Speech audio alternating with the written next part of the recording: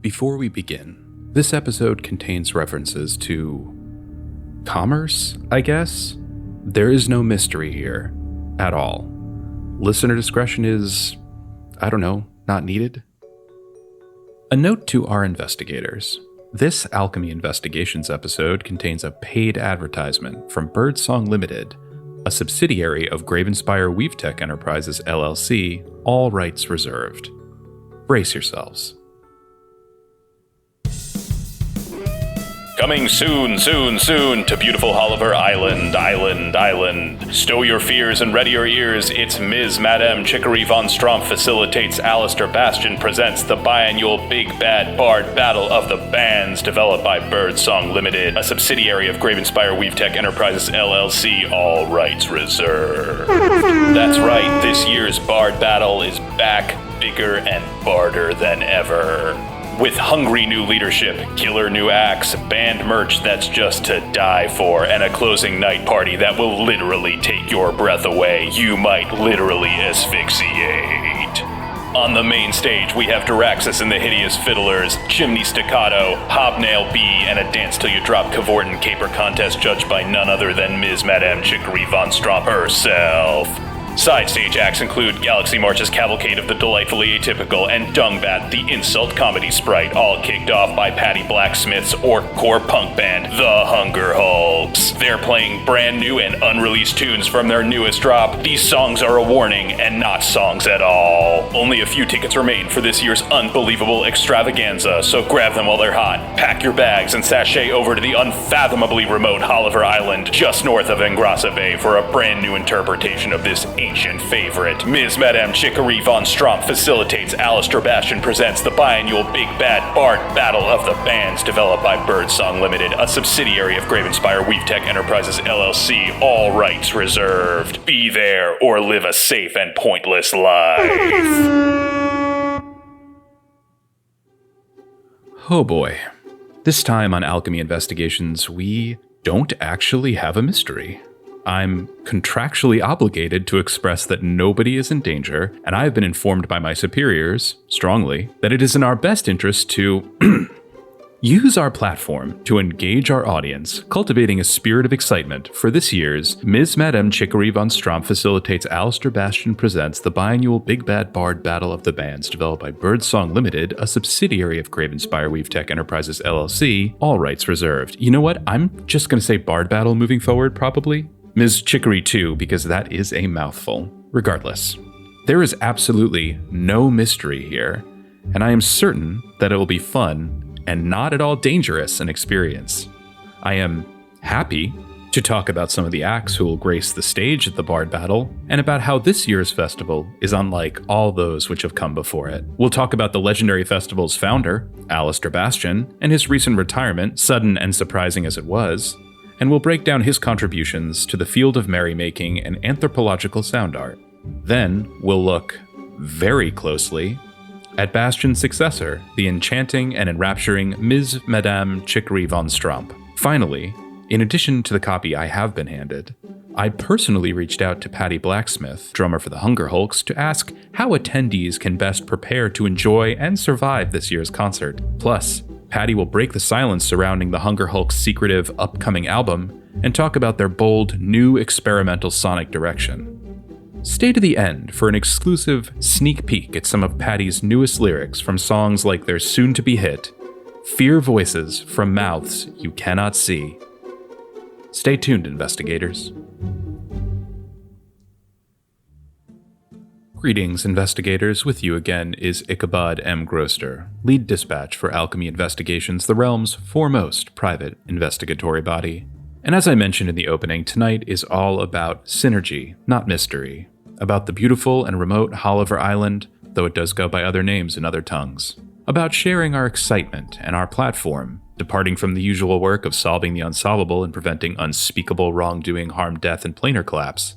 Instead, I very much would like to speak about how great certain popular musical acts are, and what a feat it is to get them all in one place at the same time. Listen, you said I had to talk about it. You didn't say I can be a little snarky. We start, of course, with Alastair Bastion himself, a name which needs absolutely no introduction, but I am contractually obligated to give one. While the stories that surround Alastair Bastion's early years are either apocryphal, confounding, or bound by mortal pacts of silence, one thing is clear.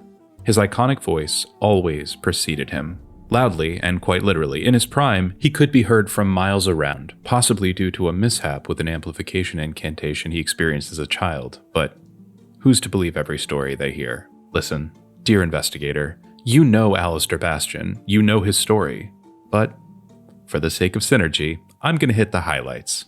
Bastion was one half of the now revered duo Alastair and Imoen, whose song Paz and Furia is one of the only musical numbers to have actually stopped an imminent war. He served as the artistic ambassador to the Plane of Unrelenting Noise, and is credited with the first documented septuple encore. To say that Alastair Bastion is a musical legend is to say that water is wet and the sea is vengeful.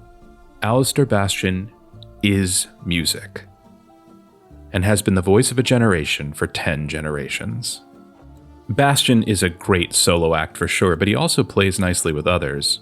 From the aforementioned Alastair and Imoen to his time with the immortal Magnus Vox, think of the most important and influential band you can possibly imagine, you are thinking of Magnus Vox. And various side projects including Gypsum Ramp, Dr. Ulikel's Musical Terrarium and Orchestra for Lost Souls, and his most recent, though unfortunately abandoned project, The Ravenous Stiltskas.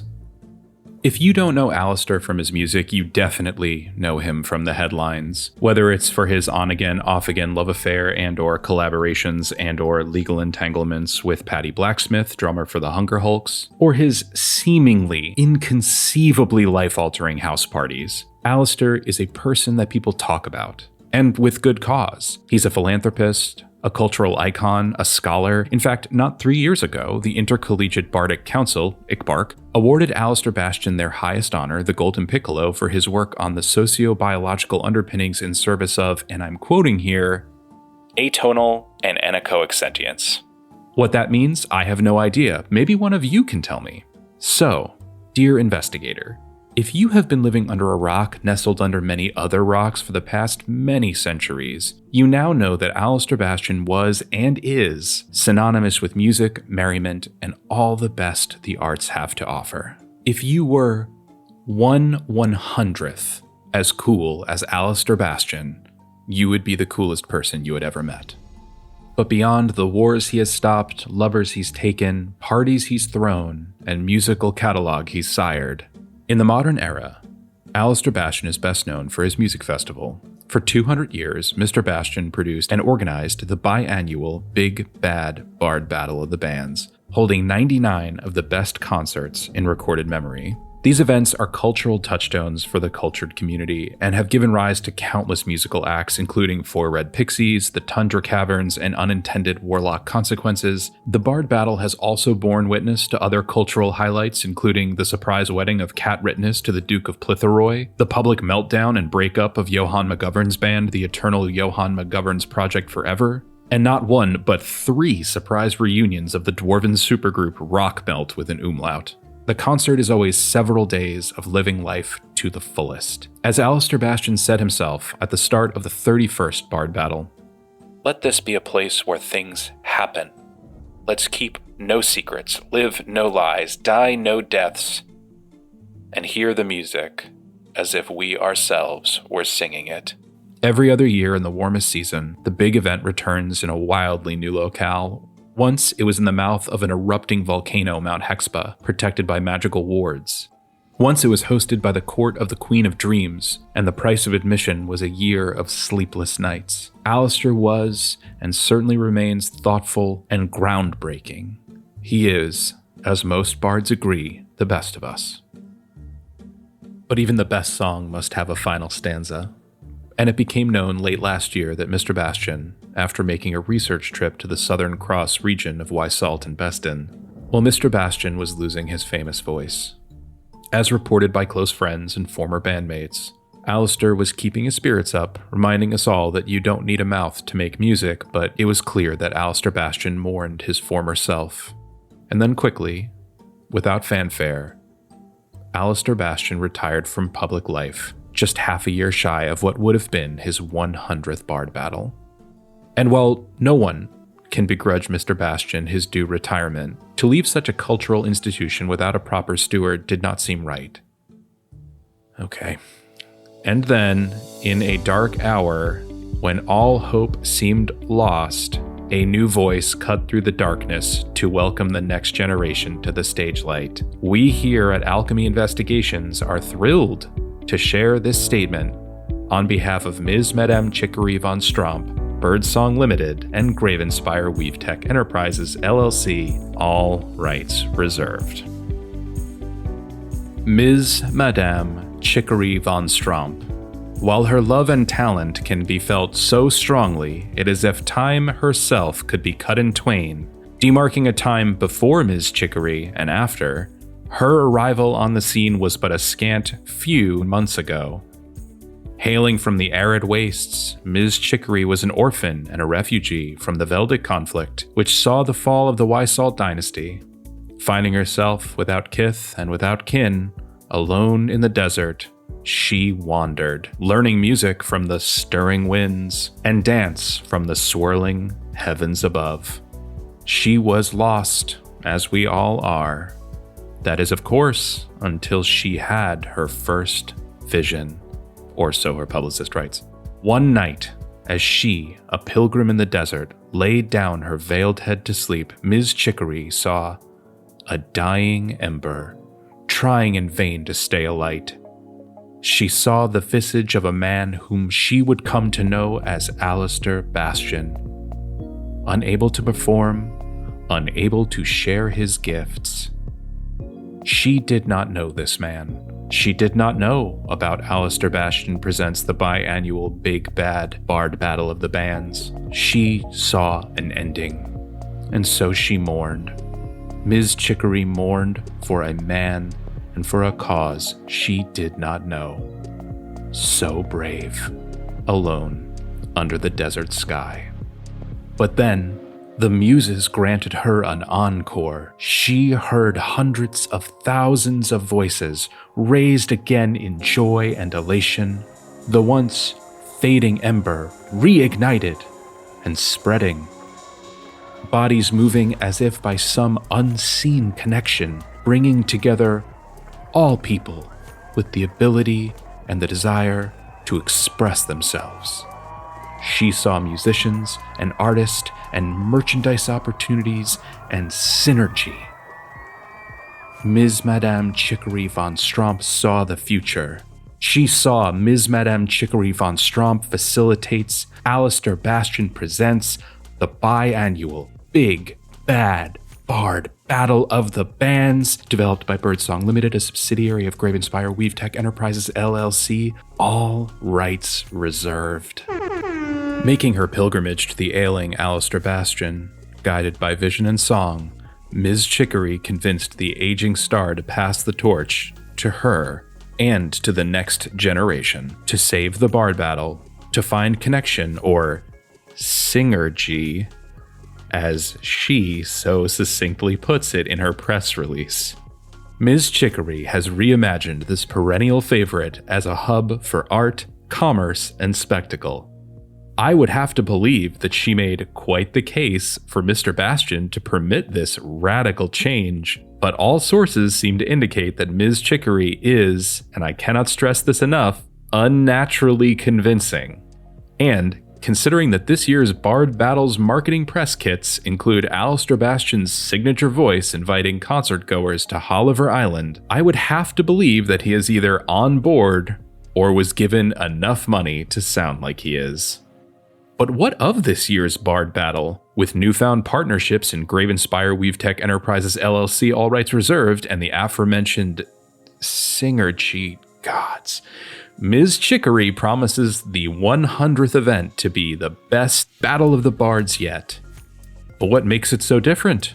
Who will be in attendance? And what great surprises can be speculated? All that and more after our break. And for those of you who stay to the very end, there will be an exclusive interview with Patty Blacksmith, where she will share her top 5 must-brings to this year's concert.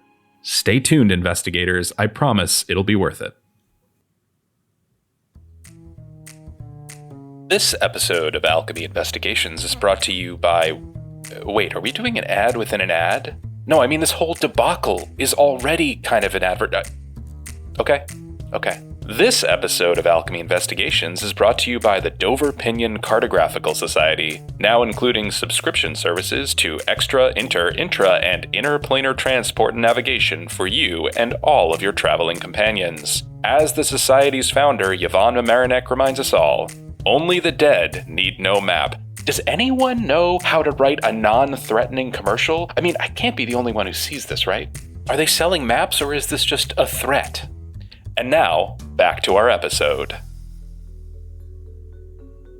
Welcome back, investigators. Again, as a reminder, instead of tackling a mystery this time, we would like to divert our considerable time and attention to focus on an upcoming concert and just how great we've been told it will be.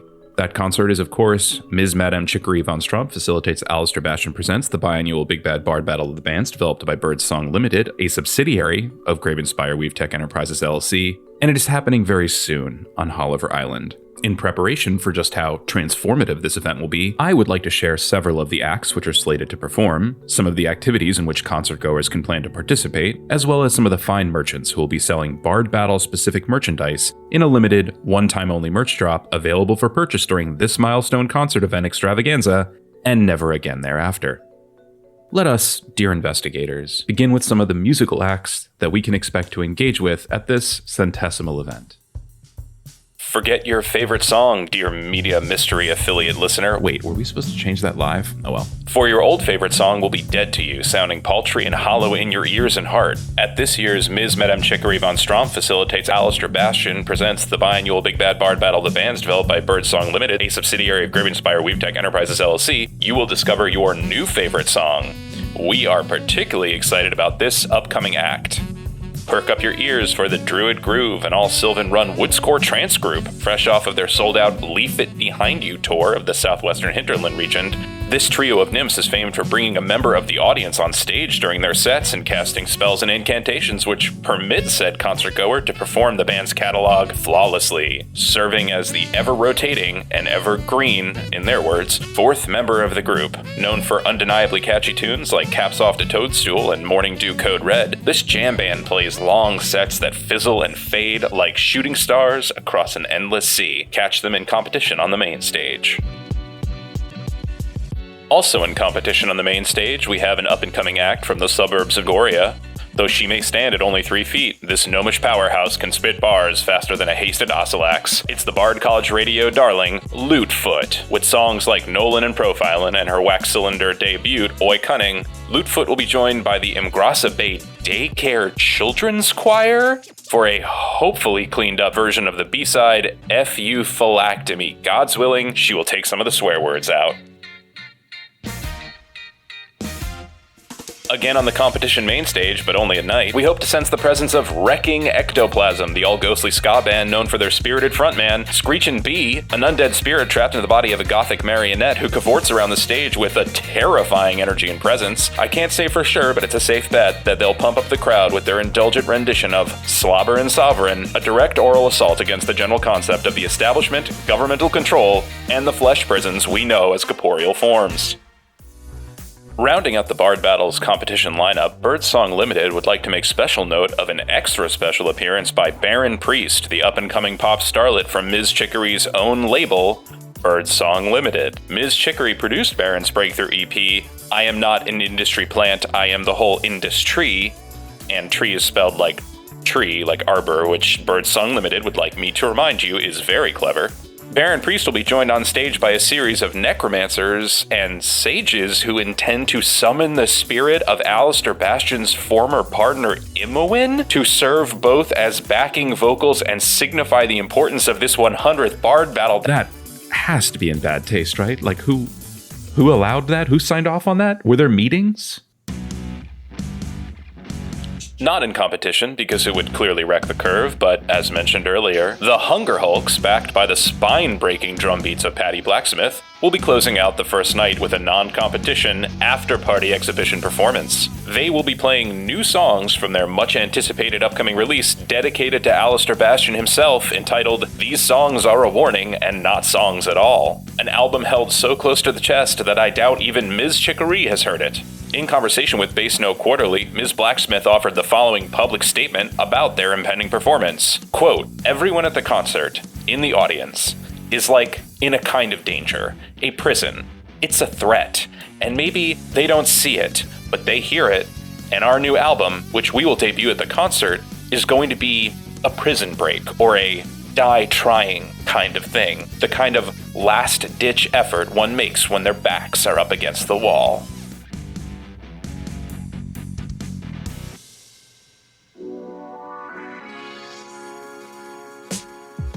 Beyond the scheduled lineup, GravenSpire WeaveTech Enterprises LLC would like to remind fans of the impending Find Your Voice open stage opportunity brought to you in part by Summoner's Choice Detection Charms. This exciting audience-facing stage experience presents the rare opportunity for you, yes you, the person listening to this right now, to share your gifts with the realm, and should those gifts prove impressive enough, should said skills pay said bills, you and your team will be granted a one-way ticket to compete in the Battle of the Bards itself. Because GravenSpire WeaveTech Enterprises LLC believes that talent can and should be found in all walks of life, their relentless talent scouts are always on the hunt for fresh sound and new flesh, and have partnered with Summoner's Choice to give you and your fellow dreamers a chance to sparkle. If you are a solo or group act, sign up at the main gate to book a slot at the Find Your Voice open stage event. If you can impress the judges, you won't just be at the Battle of the Bards, you'll be in it. In addition to the open stage, GravenSpire WeaveTech Enterprises LLC has partnered with Lute and Lyre, a bespoke mission-driven subscription service for temporary musical enchantments, to present the first annual Dance Till You Drop Cavort and Caper contest, judged by none other than Ms. Madame Chicoree Von Stromp, or a representative of her team. This heart-pounding competition of gyration and ambulation will test the boundaries of what your mortal frame is capable of. The last dancer standing on the first night of the competition Bard Battle will win a private viewing box right next to Ms. Chicoree aboard her famed Tacit House flying observation deck and airship for the entirety of the Bard Battle. That's right, you heard me, a small fleet of VIP airships will hover above the main and side stages, giving those with the means the best view in the house. Finally, we have a first ever for the Bard Battle, a brand new idea for a new generation of concertgoer. While previous years have been a strictly experience-based affair, offering absolutely no opportunity for fans to purchase merchandise associated with their favorite bards, this year reinvents that idea for the modern era. A short list of the most cutting-edge and dynamic merchants from far and wide have been invited to the Bard Battle to share their artisan and mercantile skills. This allows for the purchase of any number of branded pauldron, tunic, chemise, and boot. As GravenSpire WeaveTech Enterprises LLC Senior Undersecretary of Synergy Commerce Systems Dynamics reminds us, wearing your favorite bard on a shirt is the absolute best way to let someone know that you are, in fact, a fan of that particular bard. Really, that is really what it says in this press release. Those words, I did not edit them. Those words. Beyond looking cool, purchasing merchandise from an official event vendor will actually help your favorite bard or bard band compete in the head-to-head competition. As you probably know, every year, after extravagant nights of ladder-style competitive barding, a winner of the competition is crowned. This happens in brackets over the course of multiple evenings, so 16 acts become 8, become 4, become 2 or 3, and a winner is then named. Sometimes it's a few more to start, sometimes it's a few less.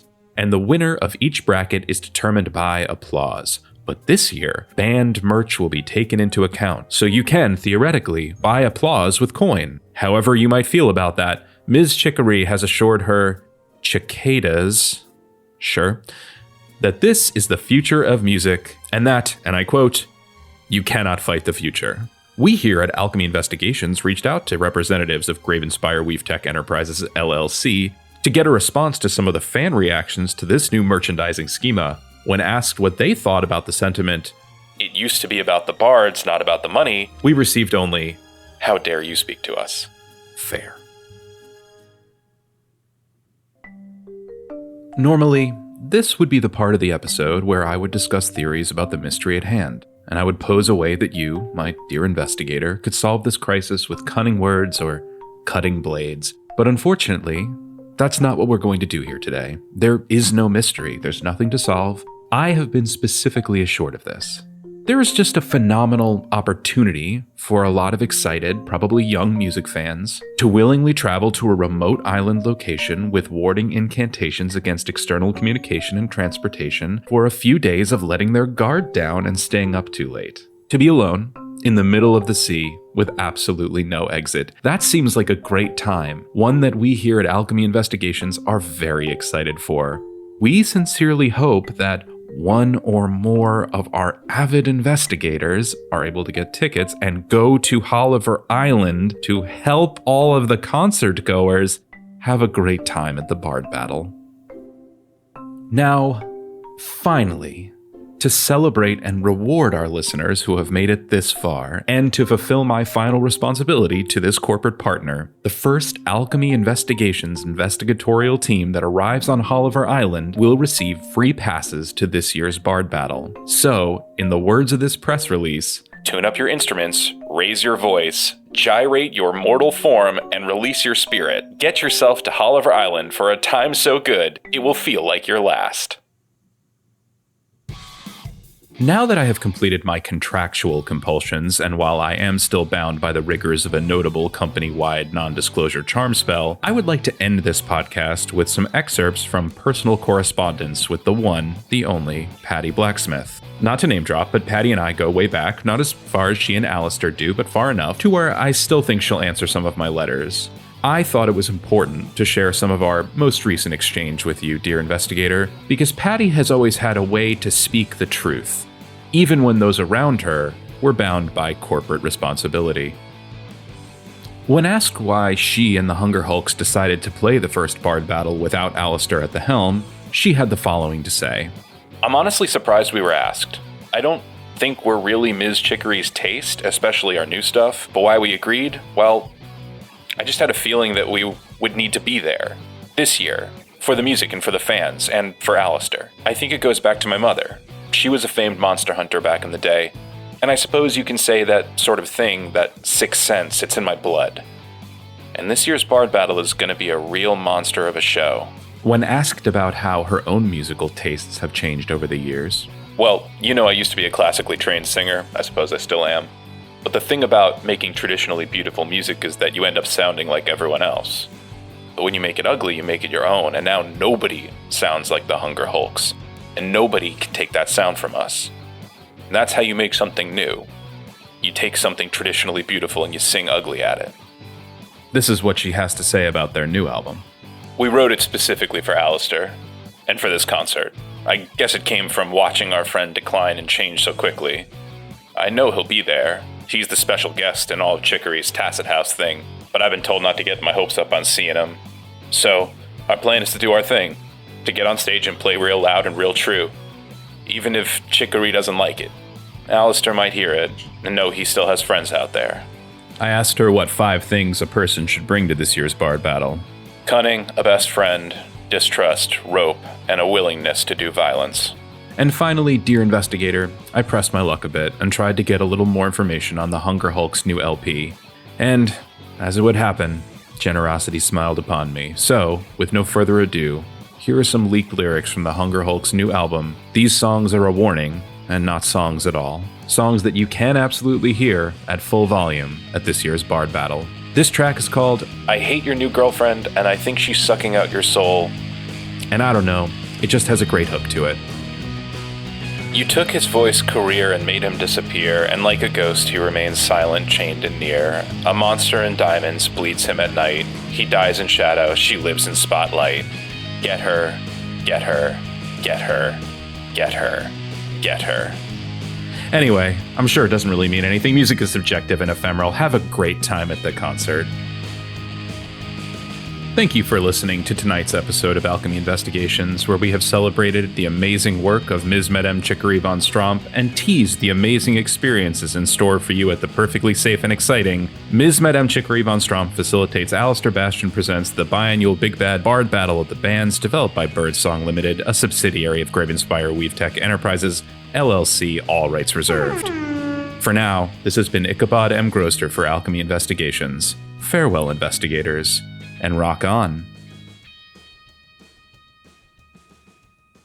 Alchemy Investigations is produced at Elsebreak Labs and is hosted by Ichabod M. Groster. This episode and its related materials are released with absolutely no warranty nor support and are distributed under the Creative Commons Attribution Non-Commercial Share-alike 4.0 International License. If you are interested in learning more about tonight's mystery or want to explore others, please click the link in the description or visit us at our website, alchemyinvestigations.com. There, Ichabod will explain the resolution of this particular scenario and offer tips on how it might be run as a tabletop role-playing game one-shot or as part of a larger campaign in your next game night. Tonight's story, all names, characters, and incidents therein are works of fiction.